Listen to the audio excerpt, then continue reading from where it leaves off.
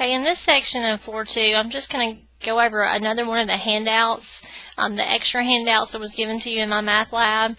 This is just what I would call a summary sheet, where we have the angles with a positive rotation with their radian measure and degree measures labeled. This is something that you could study to help you learn which radian measures match to the degrees. And then the second circle here is if you have a negative rotation, because you will be asked on the homework problems, you know, what is the sign of negative pi over 4? So you need to know where that falls and where to locate that on the unit circle. Okay, then also the ratios of your special right triangles are given here. The special right triangles and their trig function values are given. For the 30-degree angle, it gives you the sine, cosine, and tangent of that. And for the 45-degree and for the 60-degree, you will see these over and over again. Okay, they're going to be used many, many times throughout the section, so it would be helpful if you could learn these. The signs of the trig functions, which we talked about in the previous video, which ones are positive and negative. Then the trig function values of your quadrantal angles. The quadrantal angles are 0, 90, 180, and 270, the ones that are on your axis.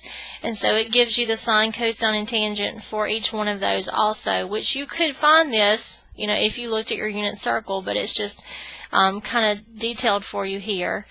And then reference angle, which is something we'll talk about in a upcoming section, is given here. And then on the back, I've kind of separated these as to which section you'll need to use these for. So the definitions of our trig functions by the unit circle, that was section 4.2 that we talked about. Also in section 4.2, some trigonometric identities. Okay, an identity is a statement that we say is true for all values of our variable. So we have different types. The reciprocal identities we have talked about, but we haven't called them this, is that the sine of x equals 1 over the cosecant. And so cosecant equals 1 over sine, and so on. Cosine equals 1 over secant.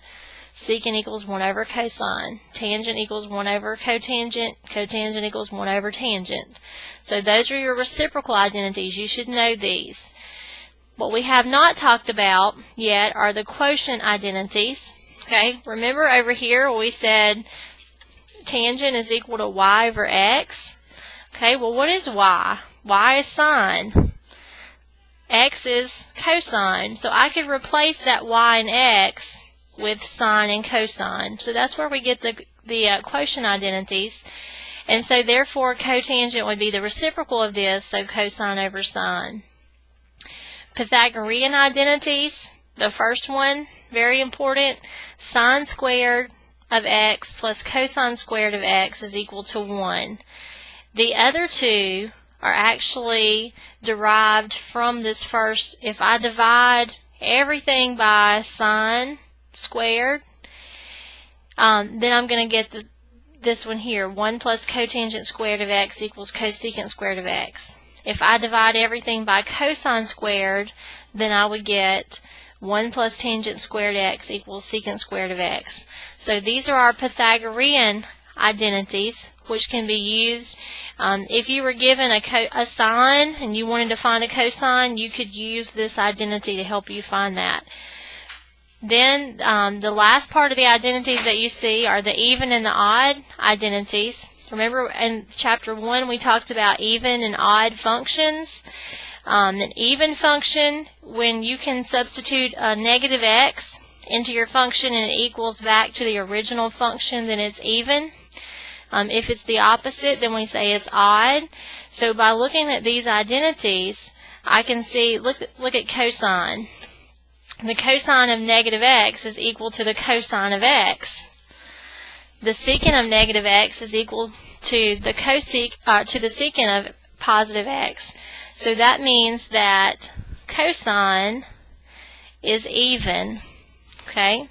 But if we look at sine and tangent, when we plug in a negative x, it equals the opposite of the sine of x, or the opposite of the tangent of x. This means that sine and tangent are odd functions. And we'll come back to this a little bit when we're looking at the graphs of these functions. The even and odd will play a part in what the graphs of these functions will look like. Okay, so this is just a good summary sheet for you to have throughout the chapter. You can see here this was related to 4.3 that we're going to talk about. You need to know this.